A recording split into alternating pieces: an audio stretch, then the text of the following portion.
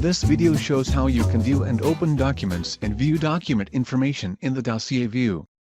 The Dossier view lists all documents in the employee workspace as thumbnails displaying the first page of the document. You have the following options. You can sort the document list by creation date or by classification. You can filter the list by searching for classifications. You can view the metadata attached to the document. Let's get started with sorting the document list. Access your workspace.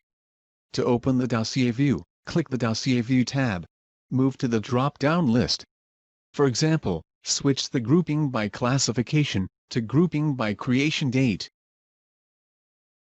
Searching the document list.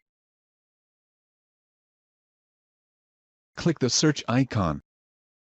In the search field, start typing a classification name. The selected document group will be displayed.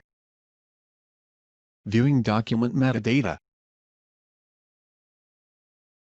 Find the document information below the document thumbnail. Mark a document as favorite to be shown in the favorites list on your home page. To open the document, click the thumbnail.